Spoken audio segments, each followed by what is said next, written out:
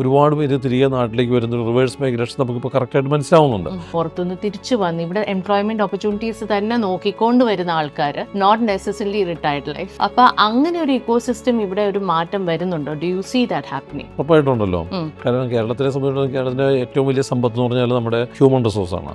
നമ്മളുടെ പഠിച്ച വിദ്യാഭ്യാസമുള്ള, നമ്മളുടെ അധ്വാനിക്കാൻ കഴിവുള്ള ആൾക്കാർ പുറം രാജ്യങ്ങളിൽ പോയിട്ട്, അതായത് ഒരു NRI പോപ്പുലേഷൻ പെട്ടെന്ന് നമ്മളതിൽ ഒരു 1970 മുതൽ നമ്മൾ കണ്ടുകൊണ്ടിരിക്കുന്നതാണ്. ആൾക്കാർ ജോലി അന്വേഷിച്ച് പുറത്തു പോവുക, കഠിനാധ്വാനം ചെയ്യുക, വലിയ സമ്പാദ്യങ്ങളിലൊക്കെ തിരികെ നാട്ടിലേക്ക് വരിക, അത് ഇൻവെസ്റ്റ് ചെയ്യുക എന്നുള്ള ഒരു കൾച്ചർ കേരളത്തിനുണ്ടായിരുന്നു. പക്ഷേ അതിനൊക്കെ അപ്പുറത്ത് അവിടെ തന്നെ സെറ്റിൽ ആവുക എന്നുള്ളൊരു കൾച്ചറും പിന്നീട് ഡെവലപ്പ് ചെയ്യുണ്ടായി. പ്രത്യേകിച്ച് യൂറോപ്യൻ രാജ്യങ്ങളിലേക്ക്, അമേരിക്ക പോലുള്ള സ്ഥലങ്ങളിലേക്കെല്ലാം പോയ ആൾക്കാർ അവിടെ അതിനുള്ള ഫെസിലിറ്റി ഉള്ളതുകൊണ്ട് അവിടെ സെറ്റിൽ ആവുന്ന ഒരു സിറ്റുവേഷൻ ഉണ്ടായിരുന്നു. പക്ഷേ ഇന്നത്തെ ഒരു മാറിയ ലോക സാഹചര്യങ്ങളിൽ ഒരുപാട് പേര് തിരികെ നാട്ടിലേക്ക് വരുന്നതിന് ശ്രമിക്കുന്നുണ്ട്. കാരണം ഇവിടെ ഇപ്പോൾ ഓപ്പർച്യൂണിറ്റി വരുന്നു. രണ്ട്, അവരുടെ എക്സ്പീരിയൻസിനോടൊരു വാല്യൂ വരുന്നു. നേരത്തെ അവരുടെ എക്സ്പീരിയൻസുമായിട്ട് ഇവിടെ വരുമ്പോൾ ഇവിടെ പ്രത്യേകിച്ച് ഒരു ഓപ്പർച്യൂണിറ്റി ഇല്ലായിരുന്നു. അത്തരം ഒരു ഓപ്പർച്യൂണിറ്റി വരുന്നു. പിന്നെ ഈ കോവിഡിന് ശേഷം തെളിയിക്കപ്പെട്ട ഒരു വലിയ കാര്യമാണ് നമ്മുടെ നഴ്സിംഗ് കെയറും നമ്മുടെ ഹോസ്പിറ്റൽ ഫെസിലിറ്റീസും ആണ്. അത് വളരെ ഇമ്പോർട്ടൻ്റ് ആണ്. ഒരു ഹെൽത്ത് കെയറിങ്ങിൻ്റെ കാര്യത്തിനകത്താണെങ്കിലും, ഒരു ഹെൽത്ത് ഇൻഡെക്സുകളുടെ കാര്യത്തിലാണെങ്കിലും കേരളം ഇന്ത്യയിലെ തന്നെ ലോകത്തിലെ പല സ്ഥലങ്ങളെക്കാളും വളരെ മെച്ചപ്പെട്ട നിലയിലാണ്. അപ്പം അത്തരം ഫെസിലിറ്റീസ് എല്ലാം വെച്ചുകൊണ്ട് ഒരുപാട് പേര് തിരികെ നാട്ടിലേക്ക് വരുന്ന റിവേഴ്സ് മൈഗ്രേഷൻ നമുക്കിപ്പോൾ കറക്റ്റായിട്ട് മനസ്സിലാവുന്നുണ്ട്. അപ്പോൾ അതുകൊണ്ടൊക്കെ തന്നെ